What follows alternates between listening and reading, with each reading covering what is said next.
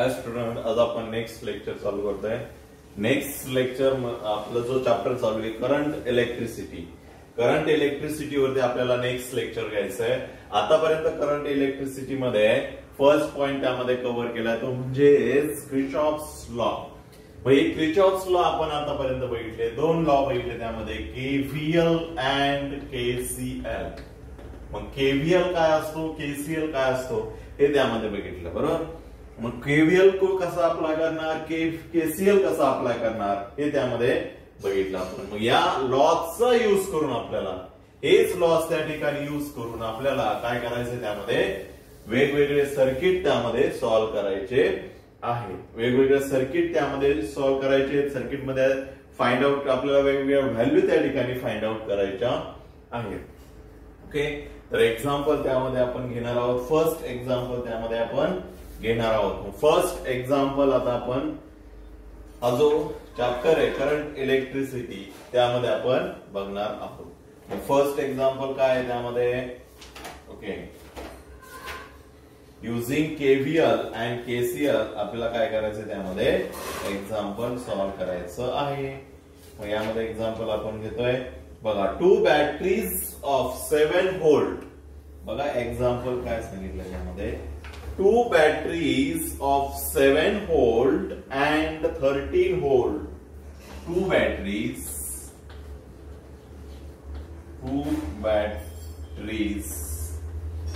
of 7 volt and 13 volt and internal resistance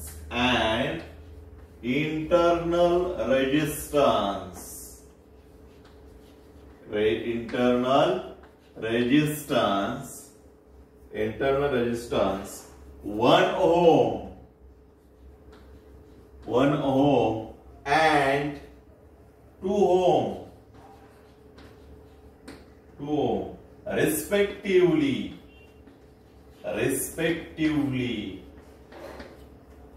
are connected in parallel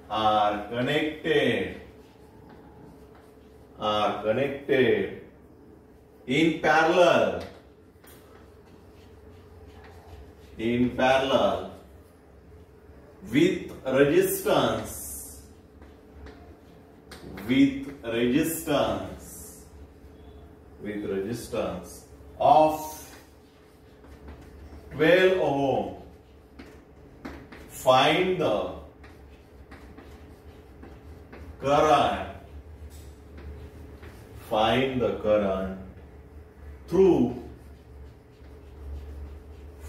the current through each branch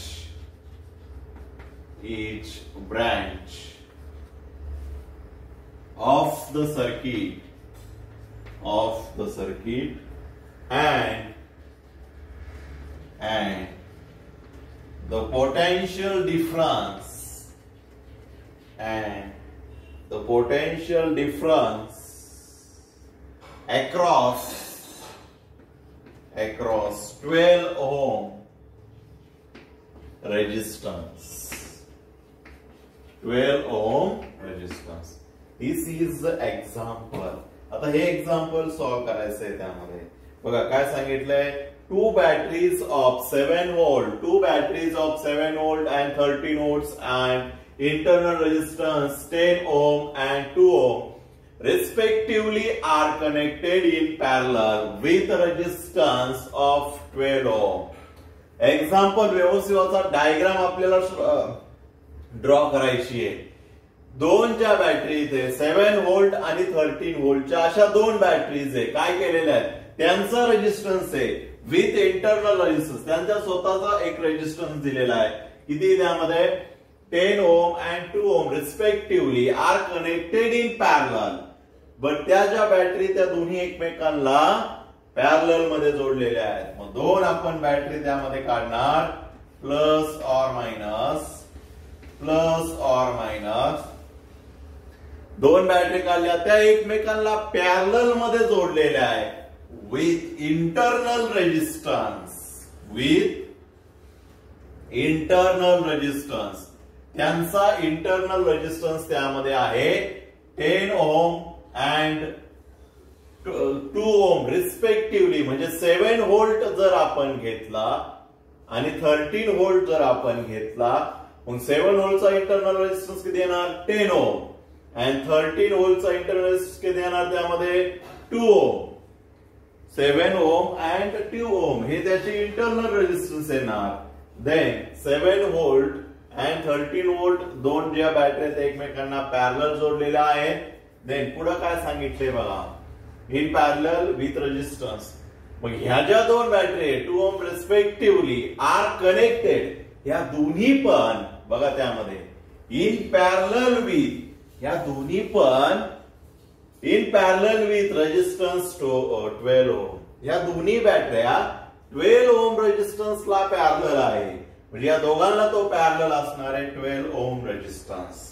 त्या दोघांना देखील काय असणार आहे त्यामध्ये जो पॅरलल आहे, दोघांना त्यामध्ये तो पॅरलल आहे 12 ओम रेजिस्टन्स. दोघांना तो पॅरलल टाकणार त्यामध्ये. मग आपण या साईडने देखील ड्रॉ करू शकतो, दोघांना तो पॅरलल येणार आहे. या दोन्ही टर्मला तो काय आला पॅरलल आला, दोन्ही टर्मला त्या ठिकाणी पॅरलल आला. बट यामध्ये आपण सिंपल देखील डायग्राम काढू शकतो. बघा कशी होणार बघा, दोन बॅटरी सोर्स आहे, त्या दोघांना पॅरलल जोडायचा आहे, त्यांच्या आपण मधी पण टाकू शकतो रेजिस्टन्स. झाला, याला पण पॅरलल आला, याला पण पॅरलल आला, दोघांना तो पॅरलल रेजिस्टन्स आहे. किती रेजिस्टन्स आहे तो 12 ओम. आता आपण नाव देऊ त्यांना, नाव 12 ओम रेजिस्टन्स, त्यांच्या दोघांना तो पॅरलल आहे. ही बॅटरी किती असणार त्यामध्ये, पहिली बॅटरी 7 व्होल्ट, पण त्याचा रेजिस्टन्स बॅटरीचा इंटरनल रेजिस्टन्स हे एक्झाम्पल मध्ये व्यवस्थित वाचा, इंटरनल रेजिस्टन्स दिलेला आहे की नाही ते त्यामध्ये चेक करायचं. इंटरनल रेजिस्टन्स 10 ओम, इंटरनल रेजिस्टन्स त्यामध्ये म्हणजे बॅटरीला देखील स्वतःचा रेजिस्टन्स आहे 10 ओम बरोबर. आणि 13 व्होल्ट ज्या ठिकाणी घेणार त्या ठिकाणी त्या बॅटरीचा इंटरनल रेजिस्टन्स किती आहे 2 ओम. चला, असं सर्किट आपल्याला दिलेलं आहे. आणि यामध्ये काय सांगितलं आहे बघा, find the current through each branch of the circuit of and the potential across 12 ओम. याच्या अक्रॉस आपल्याला पोटेन्शियल काढायचं आहे. मग याच्या अक्रॉस पोटेन्शियल काढण्यासाठी आपल्याला लागेल त्यामधून जाणारा करंट, कारण पोटेन्शियल काढायचं आपल्याला. पोटेन्शियल म्हणजे व्ही काढायचा आहे. व्ही काढण्यासाठी काय लागेल आपल्याला I इंटू आर. आर तर माहितीये, मग त्यामधून जाणारा आपल्याला करंट त्या ठिकाणी काढावा लागेल. हे लक्षात ठेवा त्यामध्ये. आणि प्रत्येक ब्रांचचा त्यामध्ये करंट काढायचा. या ब्रांच मध्ये किती असणार, या ब्रांच मध्ये किती असणार आणि या ब्रांच मध्ये किती असणार लक्षामध्ये. असा प्रत्येक ब्रांचच्या त्या ठिकाणी करंट काढायचा आहे. हे असं आपल्याला सर्किट त्यामध्ये अनालायसिस करायचं आहे लक्षामध्ये. मग यासाठी आपल्याला यूज होतो केव्हीएल अँड केसीएल. मग बघा त्या ठिकाणी कुठलंही सर्किट त्या ठिकाणी अनालायसिस करायचं असेल, कुठलंही सर्किट त्या ठिकाणी अनालायसिस करायचं असेल तर त्यासाठी आपल्याला स्टेप आहे. त्या स्टेपनीच आपल्याला ते सर्किट त्यामध्ये अनालायसिस करावा लागेल. मग काय काय स्टेप आहे, किंवा जर आपल्याला त्या ठिकाणी लॉ अप्लाय करायचा असेल, कुठला लॉ, क्रिचॉफ्स लॉ जर अप्लाय करायचे असतील तर त्यासाठी बघा क्रिचॉफ्स लॉ त्या ठिकाणी अप्लाय करायचे असेल तर त्यासाठी आपल्याला पर्टिक्युलर स्टेपनीच त्या ठिकाणी आपल्याला जावं लागेल. मग त्या ठिकाणी स्टेप्स काय आहे, त्या स्टेप आपण बघणार आहोत. त्या स्टेपने आपण काय करणार, त्यामध्ये एक्झाम्पल त्यामध्ये सॉल्व्ह करणार. मग काय काय स्टेप आहे त्यामध्ये, पहिली स्टेप जी आहे, जे आपल्याला सर्किट दिलेलं असतं किंवा एक्झाम्पल वरून आपण जे सर्किट त्यामध्ये बनवलेलं असतं, हे सर्किट आपण इकडे साईडला घेऊ.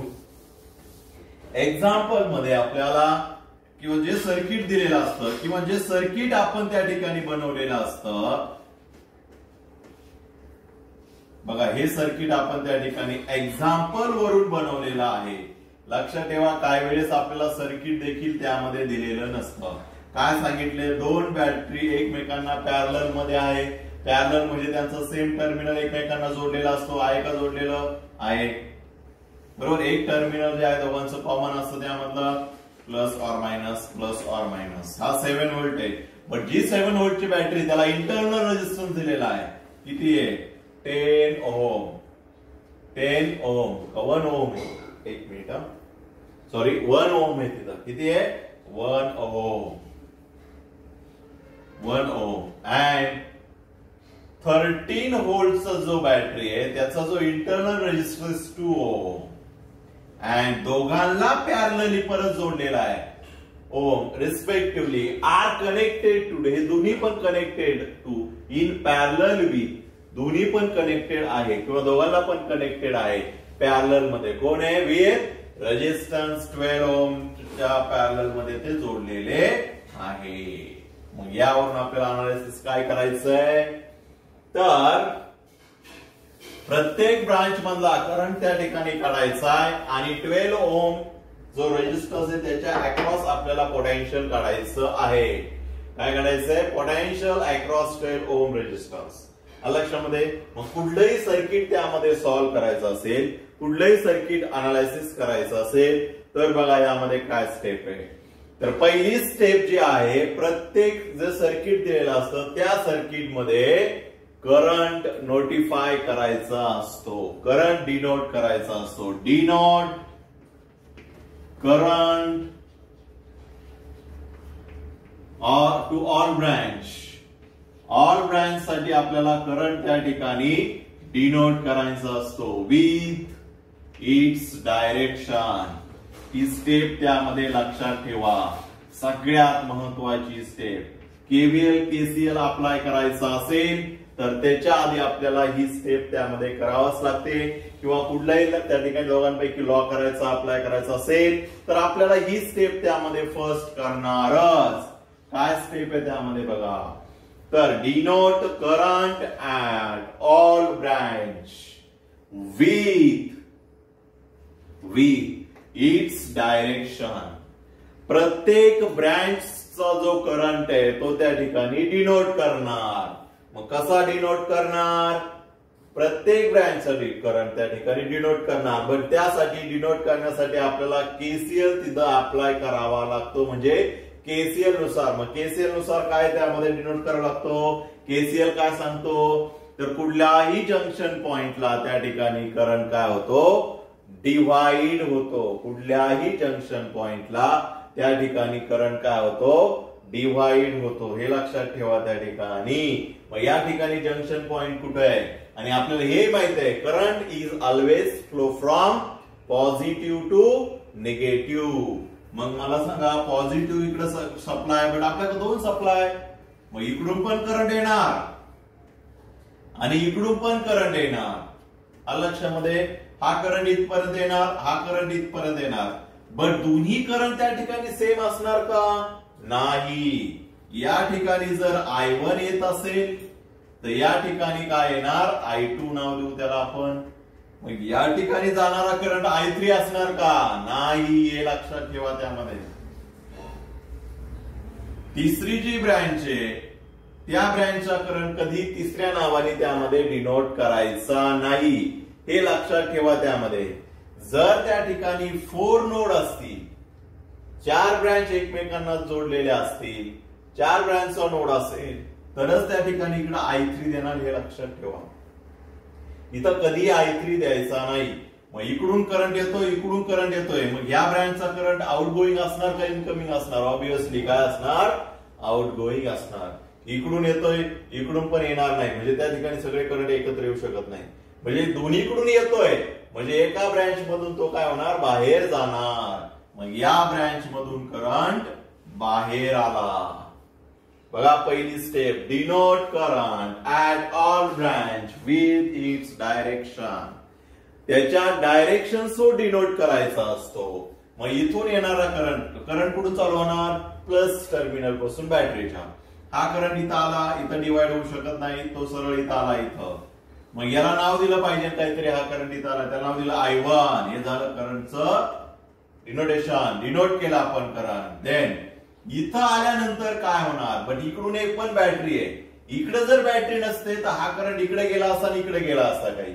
पण इकडून पण बॅटरी म्हणजे इकडला पण करंट येणार, ह्या बॅटरी मधला करंट येणार, ह्या बॅटरी मध्ये इलेक्ट्रॉन्स येणार त्यामध्ये, मग ते ह्या डायरेक्शन मध्ये येतात, इथपर्यंत येणार. मग ह्या बॅटरीचा करंट आणि ह्या बॅटरीचा करंट त्या ठिकाणी सेम नसणार, हे लक्षात ठेवा त्यामध्ये. मग इकडल्या करंटला आपण I1 नाव देऊ शकत नाही. मग या बॅटरी पासून जाणारा करंट जो आहे त्या ब्रँचचा पूर्ण ब्रँच जे आहे, पूर्ण जी ब्रँच आहे त्या ब्रँच मधून एकच करंट जातो, हे लक्षात ठेवा त्यामध्ये. मग इथून जाणारा जो करंट आहे त्याला नाव दिलं आपण I2. काय नाव दिलं? I2. झालं. मग इकडून I1 आला, इकडून I2 आला या नोड पर्यंत. ते नोड पर्यंत येताना कुठेही डिवाइड झाले नाही, हे लक्षात ठेवा. बट या नोड पॉइंटला त्या ठिकाणी काय होणार? डिवाइड होणार, हे आपल्याला माहिती. पण डिवाइड झाल्यानंतर हे दोन्ही इनकमिंग झाले, दोन्ही मिळून तो बाहेर जाणार. मग इथं दोन्ही येणार आहे आणि बाहेर जाणारा करंट किती असणार? तर इथं I3 नाव द्यायचं नाही, हे लक्षात ठेवा त्यामध्ये. I3 नाव तिथं आपण देणार नाही. तर या ठिकाणी काय नाव द्यायचं आणि I3 का नाही द्यायचं? कारण या ठिकाणी आपल्याला ज्यावेळी KVL अप्लाय करणार, लूप किती होते? 2 लूप होणार. मग 2 लूप साठी आपल्याला 2च करंट पाहिजे त्या ठिकाणी, I1 आणि I2.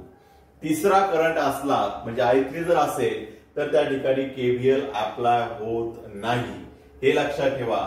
म्हणजे आपल्याला 2 ब्रँचचा करंट माहित असेल तर तिसऱ्या ब्रँचचा करंट आपल्याला नवीन डिनोट करायचा नाही, हे लक्षात ठेवा त्यामध्ये. आता बघा यामध्ये मग ह्या ब्रँचचा करंट काय डिनोट करायचा? हे 2 तर I1 I2 झाले, मग तिसरा करंट डिनोट काय करायचा? तर बघा यामध्ये तिसरा करंट त्यामध्ये काय डिनोट करायचा? तर यामध्ये आपल्याला थोडा KCL अप्लाय करावा लागेल. 2 ब्रँचचा इथं करंट एकत्रित येतोय, बरोबर, या पॉइंटला.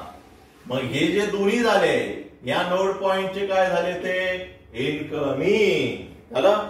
आता आउटगोईंग आपल्याला माहित नाही, तर त्या करंटला आपण थोडं नाव देऊ. काय नाव देऊ त्याला? आपण X नाव कन्सिडर करू. झालं. या करंटला आपण X डिनोट केलं थोड्या पुरतं. झालं. आता इथं आपण अप्लाय KCL अप्लाय करणार. काय अप्लाय करणार यामध्ये? KCL त्या ठिकाणी अप्लाय करणार. मग KCL अप्लाय केल्यानंतर काय होईल त्यामध्ये? KCL नुसार summation of all current at this point is equal to काय असतो त्यामध्ये? 0 असतो. म्हणजे इनकमिंग जेवढा आहे तेवढाच काय असतो? आउटगोईंग असतो. मग त्या ठिकाणी इनकमिंग जे साइन असतं, इनकमिंग जे करंट असतं त्याला काय साइन असतं? प्लस. मग I1 प्लस झाला, I2 देखील प्लस होणार.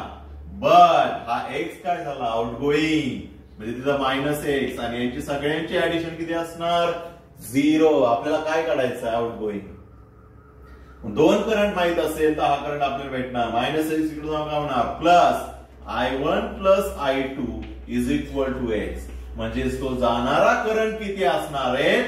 तर I1 प्लस I2 त्या दोघांची ऍडिशन असणार आहे. मग इथला जाणारा करंट किती आहे?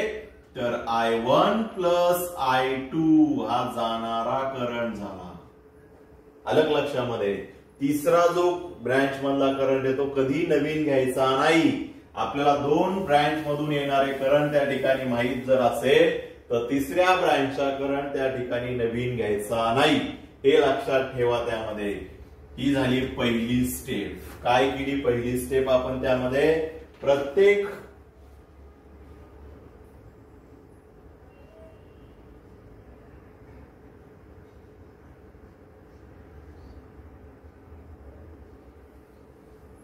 आता यामध्ये काय केलं? पहिली step, denote the current at all the branch. Denote current to लिहा तिथं, to all branch with its direction. ही झाली पहिली स्टेप.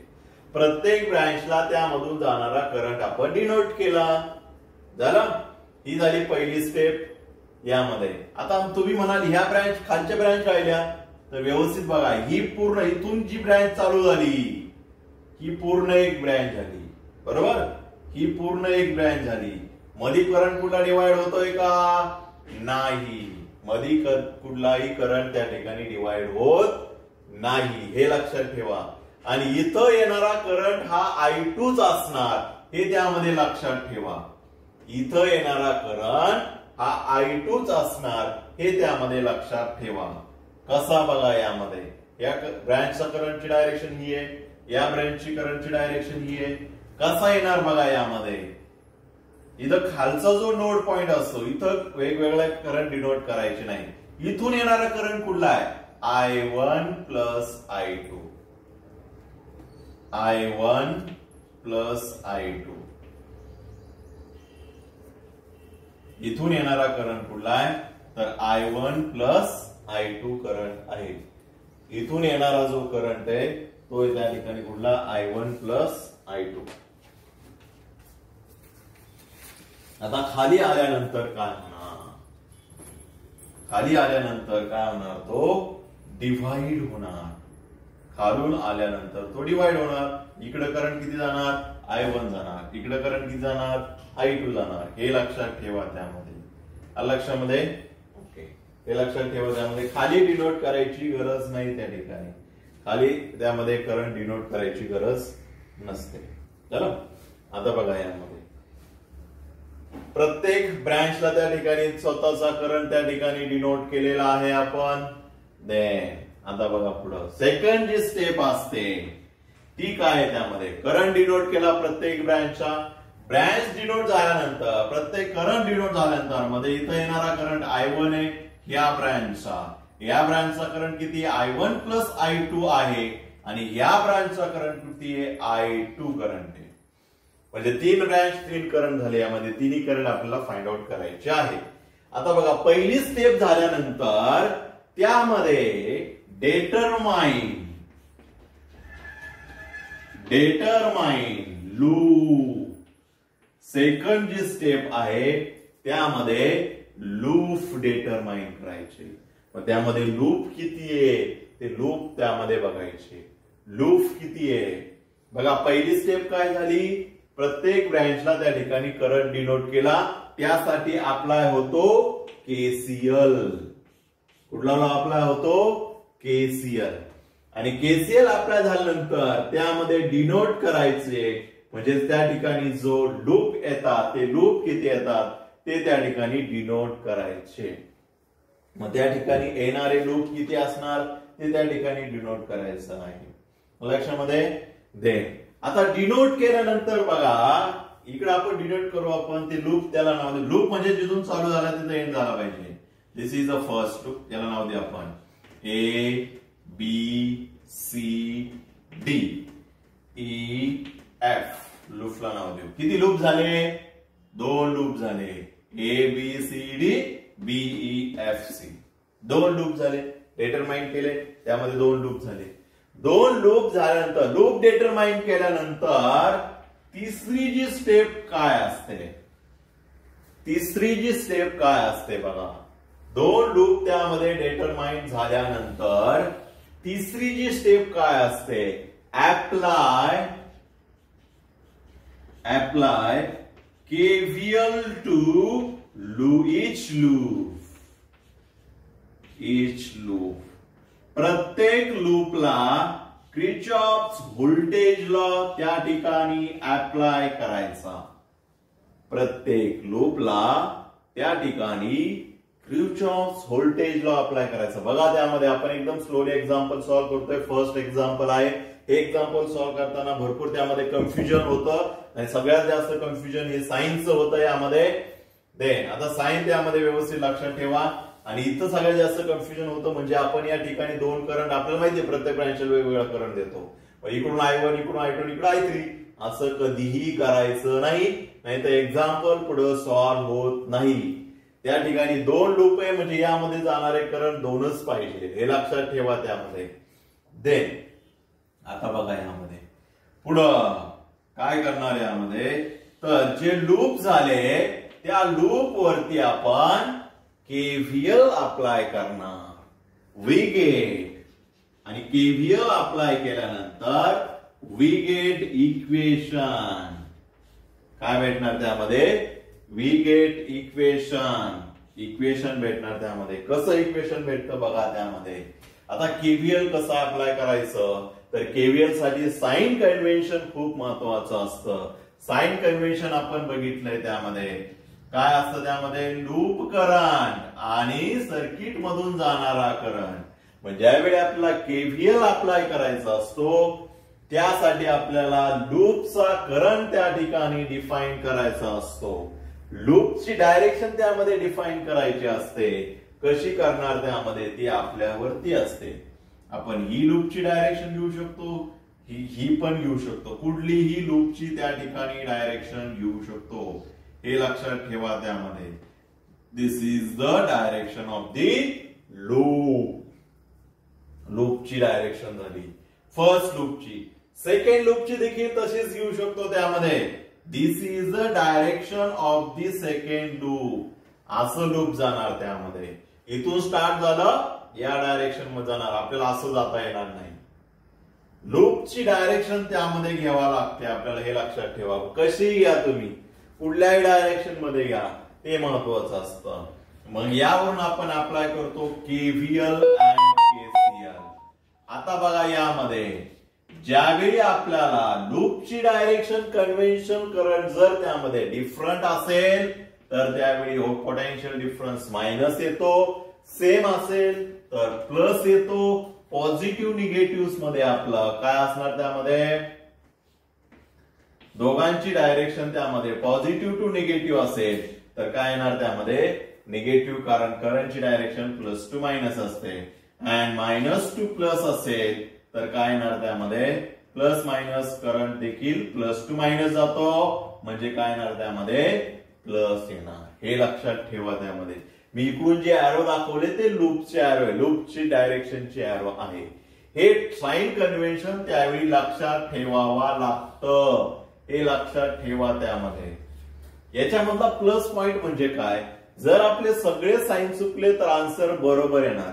फक्त प्लस मायनस होणार, एवढंच त्यामध्ये डिफरंट येणार. अलग लक्षामध्ये. बट सगळे चुकले पाहिजे. एक जरी चुकलं आपलं इकडले आपण ह्या तसेच घेतले, इकडे आपण अपोजिट घेतलं तर एक्झाम्पल चुकतं. हे लक्षात ठेवा. त्यामध्ये त्याचा प्लस पॉइंट असा आहे का जर आपण साइन अपोजिट घेतले, म्हणजे असं कन्सिडर केलं, हे दोन अपोजिट असेल तर मायनस, हे दोन अपोजिट असेल तर सेम असेल तर मायनस, अपोजिट असेल तर प्लस, आणि हे प्लस टू मायनस असेल तर त्या ठिकाणी प्लस घेतलं आणि हे मायनस घेतलं, म्हणजे सगळे साइन अपोजिट घेतलं, आपला आन्सर बरोबर येणार त्यामध्ये. हे लक्षात ठेवा. त्यामध्ये ओके. आता हे साइन कन्व्हेन्शन त्यावेळी केव्हीएल अप्लाय करताना लक्षात ठेवायचं. मग केव्हीएल कसं अप्लाय करणार, तर लूप बाय लूप अप्लाय करणार. प्रत्येक लूपला त्या ठिकाणी केव्हीएल अप्लाय होणार. मग अप्लाय बघा खाली काय करणार, अप्लाय केव्हीएल टू लूप. कुठल्या लूपला अप्लाय करायचं त्याचं नाव लिहायचं. एबीसीडी ला अप्लाय करू. एबीसीडी या लूपला आपण केव्हीएल अप्लाय करू. मग केव्हीएल काय सांगतो, तर sum of all voltage, sum of voltage of all component. प्रत्येक कॉम्पोनंटचं जर त्या ठिकाणी व्होल्टेज काढलं, त्यांची सम केली, अँड व्होल्टेज प्रत्येक कॉम्पोनंट व्होल्टेज त्याचबरोबर ईएमएफ या दोघांची जर त्या ठिकाणी सम केली तर ती किती येते, इज इक्वल टू 0 येते. तर आता प्रत्येक कॉम्पोनंटचा त्या ठिकाणी आपल्याला काय काढायचं आहे, व्होल्टेज काढायचं. कॉम्पोनंट कुठून सुरुवात करा, इथून करा, इथून करा, कुठून करा. त्यामध्ये मग आपण रेजिस्टर पासून करू. लूपचा करंट खाली जातोय, सर्किट मधला त्या रेजिस्टर मधला करंट खाली जातोय, दोघांची डायरेक्शन सेम आली. व्होल्टेज ड्रॉप काय आला त्यामध्ये, व्होल्टेज ड्रॉप काय आला त्यामध्ये, काय येणार,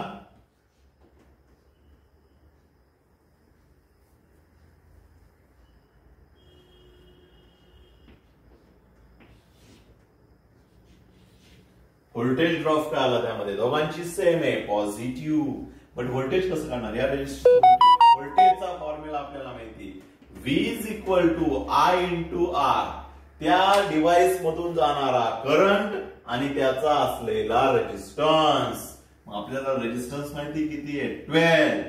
बट त्यामधून जाणारा करंट किती आहे, I1 प्लस I2 आहे. I1 प्लस I2 आहे. मग त्याला मल्टिप्लाय होणार 12 ला. पुढं समेशन, सगळ्यांची समेशन. बट याला साइन कुठलं येणार, प्लस आहे.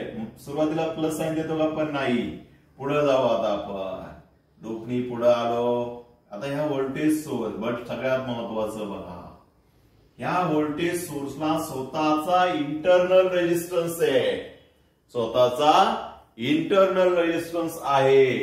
मग त्या ठिकाणी बघा रेजिस्टन्स करंट असा जातोय, सर्किट मधला करंट असा जातोय आणि लूपचा देखील असा जातोय, दोन्ही सेम आले तर त्याचा देखील प्लस होणार. म्हणजेच काय होणार, त्याचा असलेला रेजिस्टन्स इंटरनल रेजिस्टन्स व्हॅल्यू किती आहे 1 आणि त्यामधून जाणारा करंट, या ब्रँच मधून जाणारा करंट किती आहे I1.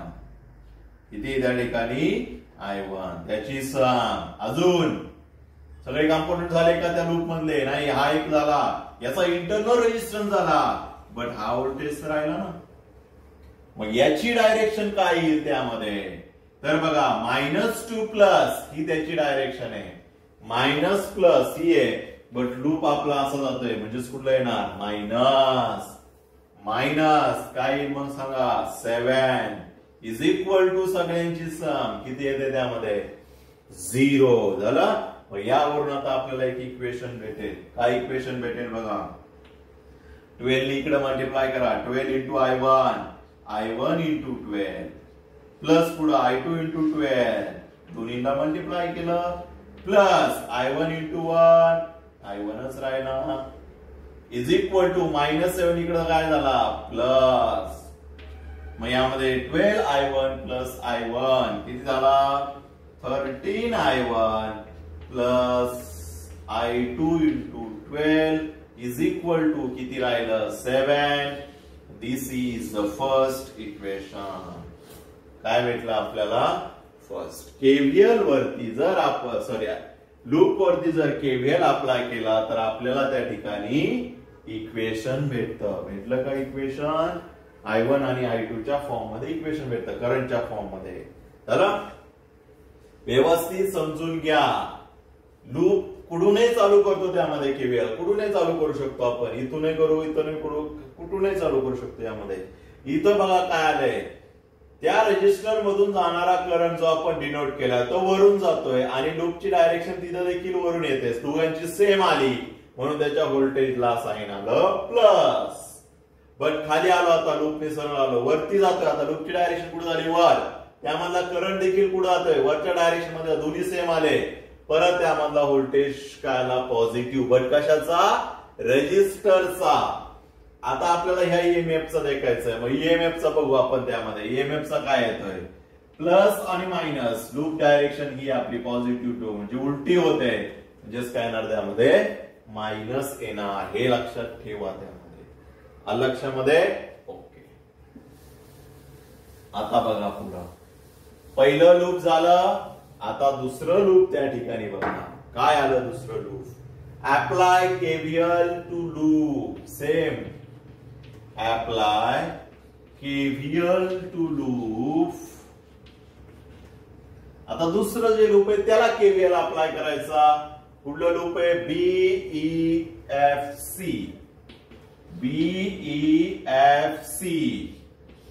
बीईएफसी हे जे लूप आहे याला आता आपण केव्हीएल अप्लाय करणार.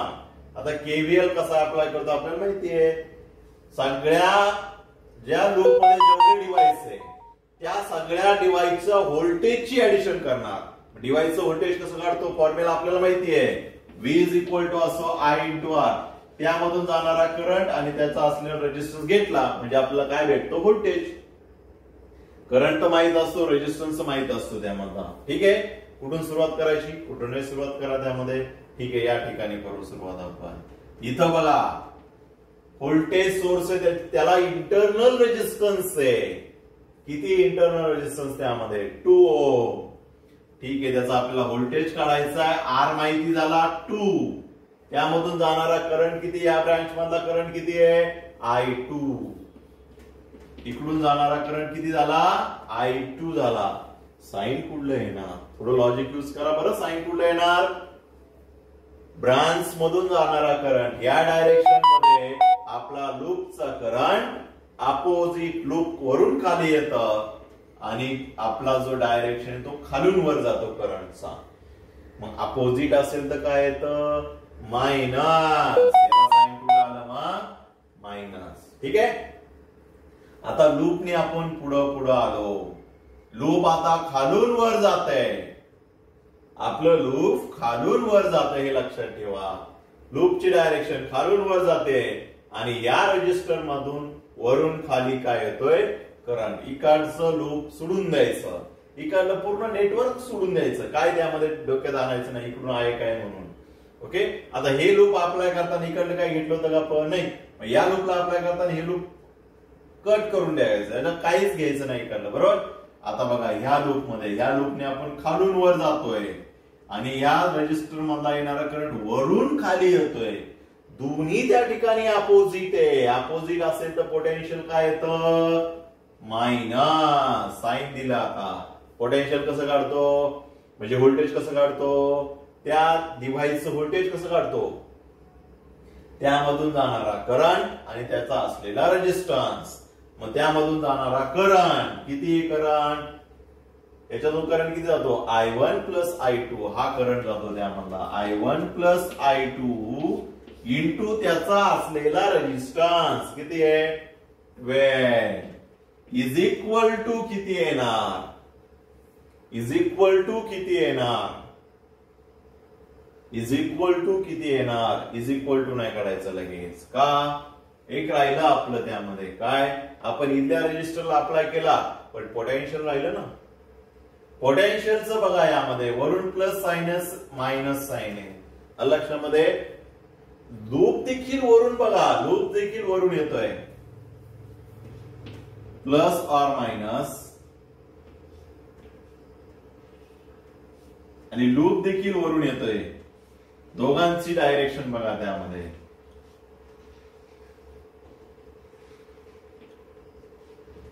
काय येईल यामध्ये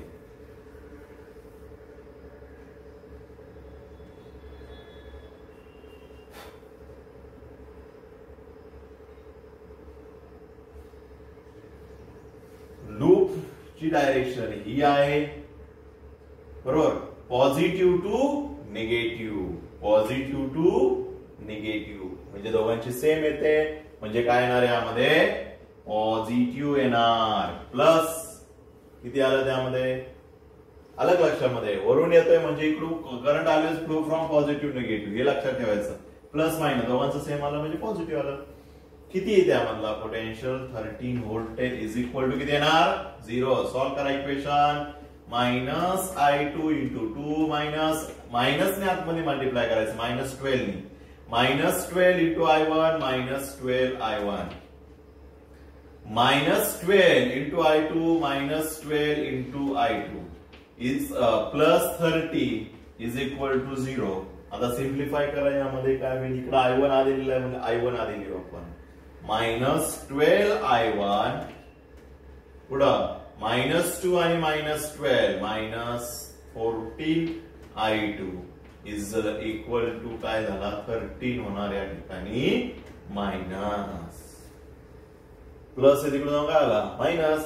यामध्ये आपण मायनस कॉमन काढू शकतो. इथून मायनस इकडून मायनस आला मायनस प्लस होणार म्हणजे 12 I1 plus 14 I2 is equal to इकडे काय झाला तो प्लस तिकडून मायनस आहे मग मायनस कॉमन आला इकडे गेल्यानंतर काय होणार मायनस मायनस प्लस होणार तो. हे झालं इक्वेशन नंबर 2. प्रत्येक लूपला त्या ठिकाणी केव्हीएल अप्लाय करायचं हे लक्षात ठेवा. त्यामध्ये केलं केव्हीएल अप्लाय, फर्स्ट लूपला केलं सेकंड लूपला केलं, लूप संपले. लूप संपल्यानंतर आपल्याला दोन इक्वेशन भेटले बघा, फर्स्ट इक्वेशन आणि सेकंड इक्वेशन. आता ह्या फर्स्ट आणि सेकंड इक्वेशन मध्ये व्यवस्थित बघा, फर्स्ट अँड सेकंड इक्वेशन मध्ये त्या ठिकाणी व्यवस्थित बघा काय होणार यामध्ये.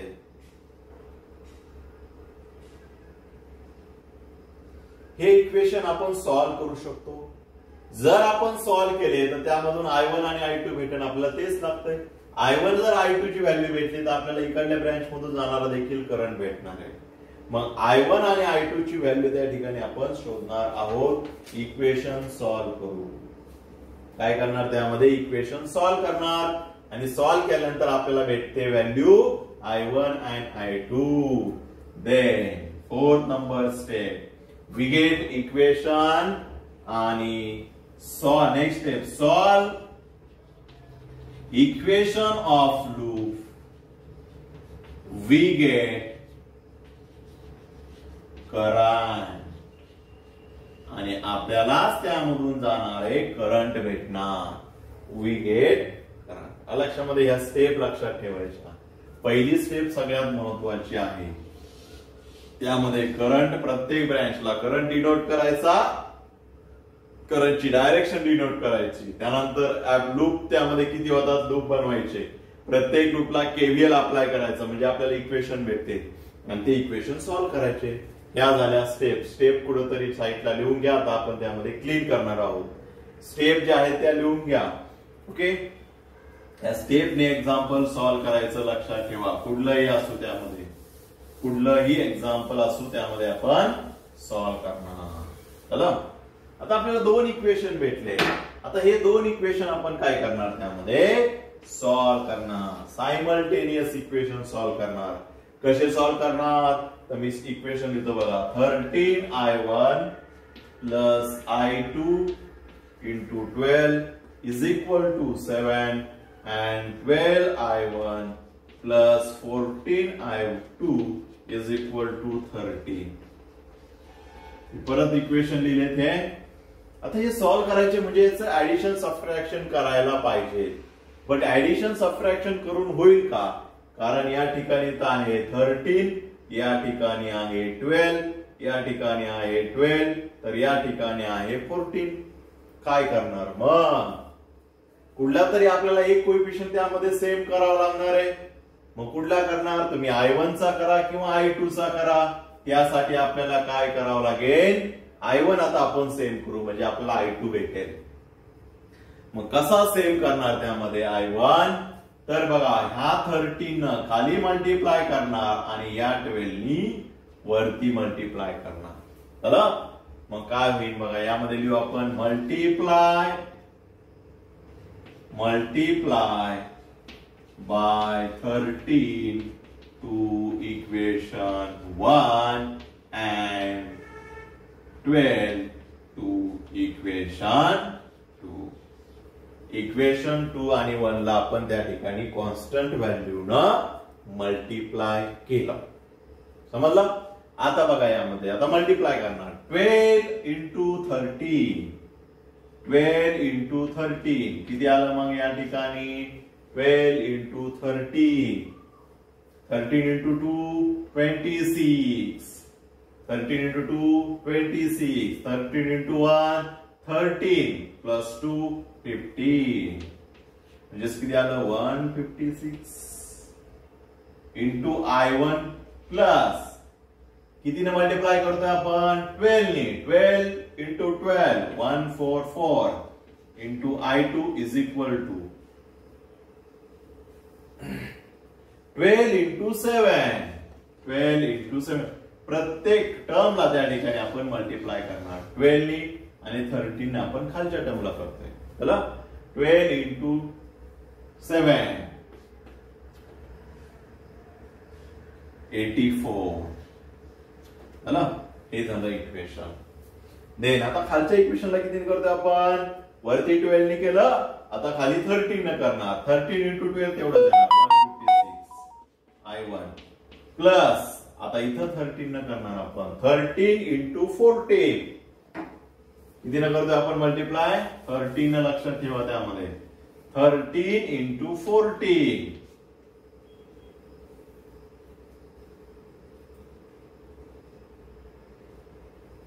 14 इंटू 3 42 18 182. चला, i2 इज इक्वल टू किती येणार? इकडे पण आपल्याला मल्टिप्लाय करावं लागेल. 13 इंटू 13, 13 इंटू 13 किती आलं? 13 चा स्क्वेअर. 13 इंटू 13 3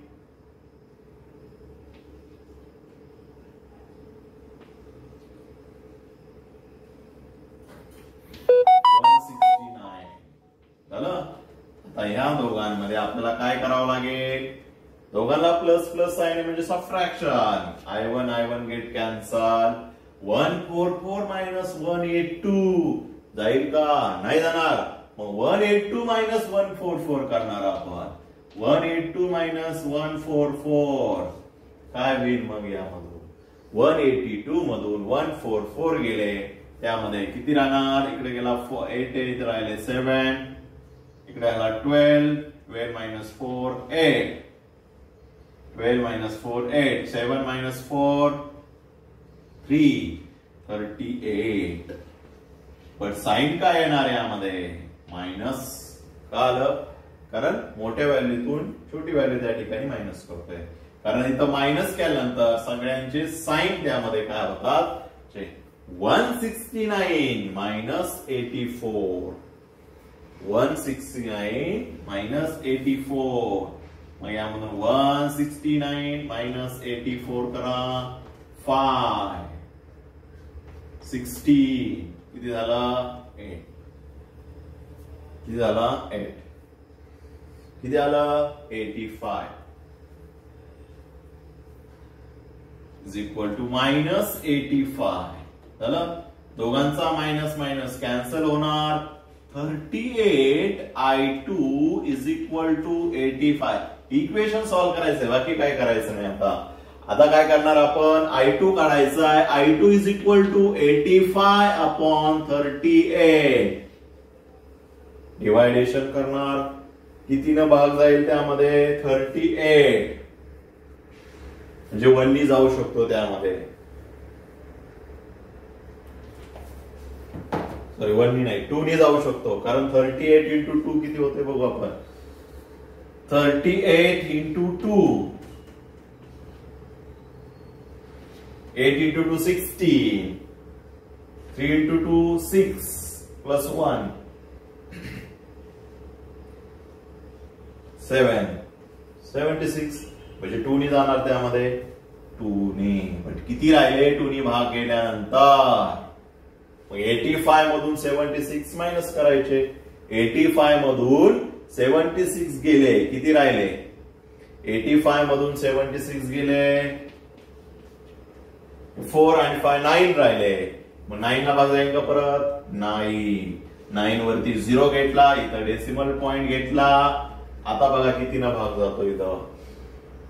3 ना देऊन बघू आता. 38 आणि 3 ने मल्टिप्लाय करून बघा. 144 म्हणजे 3 चा नाही 2 चालता तो परत. 2.2 2.2. This is the value of I2. I2 ची ती व्हॅल्यू झाली. किती आली? I2 is equal to 2.2. जास्त डेसिमल नाही घेतले तरी चालेल. आता I2 भेटलाय, आता आपण I1 काढणार. I2 भेटलाय म्हणजे आपल्याला काय भेटेल? I1 भेटणार. कुठं पुट करणार? कुठल्या इक्वेशन मध्ये पुट करा? इक्वेशन फर्स्ट मध्ये पुट करा, इक्वेशन सेकंड मध्ये पुट करा. यावरून काय भेटेल आपल्याला? I2 भेटेल. सॉरी I2 तर भेटलाय, I1 त्या ठिकाणी काढायचं आहे. I1 भेटेल त्या ठिकाणी. मग I1 कसा काढणार? बघा आपल्याला लास्टला काय करायचंय? प्रत्येक ब्रँच मधून जाणारा करंट म्हणजे आपल्याला I1 आणि I2 तर काढायचाच. या ब्रँच मधला करंट I2 आहे, इकडून येणारा करंट I1 आहे. इथून जाणार करंट दोघांची ऍडिशन आहे म्हणजे आपल्याला I1 आणि I2 दोघे लागणार. मग या ठिकाणी बघा व्यवस्थित एक्झाम्पल त्यामध्ये बघा काय करतोय आपण. I2 भेटला, यावरून I1 भेटेन आपल्याला. पुट इन, इथं जागा इथं सॉल्व्ह करू आपण. पुट इन पूर्ण दिसतंय का लेक्चर व्हिडिओ मध्ये?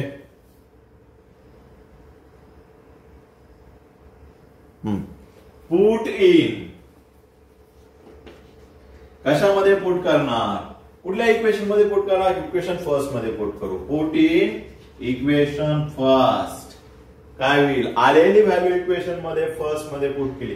13 into I1, 13 into I1 plus काय पुढं 12 into I2, 12 into I2, I2 ची व्हॅल्यू 2.2 इज इक्वल टू पुढं 7 इज इक्वल टू किती आहे? 7 झालं. आता यामध्ये आपण काय करणार? मल्टिप्लिकेशन करायचं आपल्याला 12 इंटू 2.2 करावं लागेल 12 आणि 2.2 किती करणार त्यामध्ये करा मल्टिप्लिकेशन 44 त्यानंतर 24 12 इंटू 2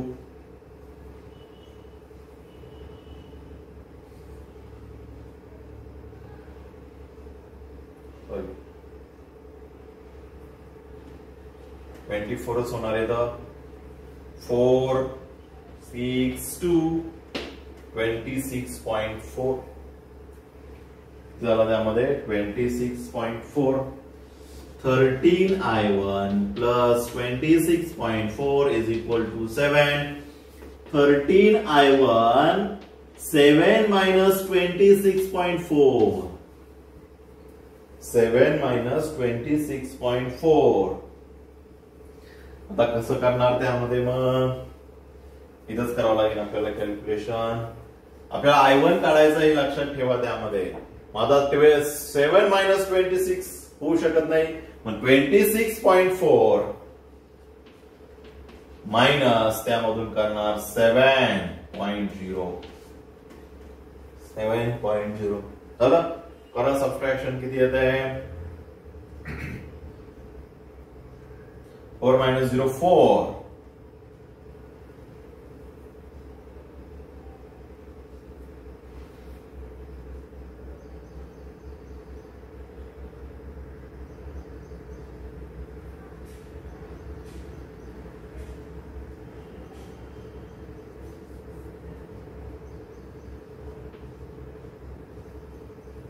16 minus 7 9